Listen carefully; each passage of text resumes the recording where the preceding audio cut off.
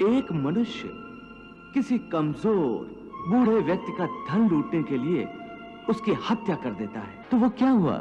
निश्चय ही वो पाप है। और यदि एक दुष्ट मनुष्य किसी अबला स्त्री के साथ जबरदस्ती बलात्कार करने की कोशिश कर रहा है, तो उस अबला की रक्षा के लिए यदि बलात्कार करने वाले की हत्या कर दी जाए तो वो क्या होगा? ये तो स्पष्ट है कि किसी निसहाय अबला की रक्षा करना पुण्य होगा। तुमने स्वयं ही अपने प्रश्न का उत्तर दे दिया पार्थ।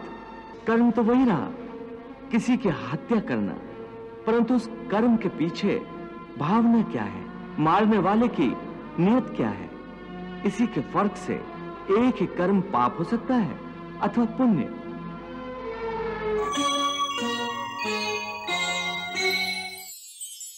हे अर्जुन, जिस भावना, जिस नियत से मनुष्य कर्म करता है, उस नियत के कारण एक ही कर्म किसी के लिए पाप बन जाता है तो किसी के लिए पुण्य बन जाता है।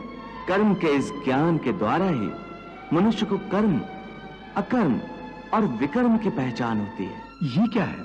मनुष्य जब निष्काम भावना से कर्म करता है तब उस कर्म का फल उसे नहीं भोगना पड़ता, इसलिए वो अकर्म हो जाता है। कर्म उसे कहते हैं जो सकाम भाव से फल की इच्छा से किया जाता है। उसका फल कर्म के अनुसार अवश्य मिलता है, अच्छे कर्म का अच्छा और बुरे का बुरा।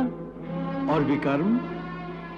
असत्य, कपट, हिंसा आदि अनुचित और निषिद्ध कर्म विकर्म है। केशव, युद्ध विकर्म है क्योंकि इसमें हिंसा है। हे पार्थ, तुम अब भी अज्ञान के अंधकार में भटक रहे हो, इसलिए ऐसी बातें कर रहे हो। मैंने अभी तुम्हें बताया कि कर्म जिस भावना से किया जाए उसी से वो पाप या पुण्य होता है। युद्ध यदि अपना धर्म समझकर अधर्म का, अन्याय का नाश करने के लिए किया जाए तो उस युद्ध में मरने पर भी प्राणी को स्वर्ग की प्राप्ति होती है। इसलिए तुम सारी शंका कुशंकाओं को त्याग दो और युद्ध करो।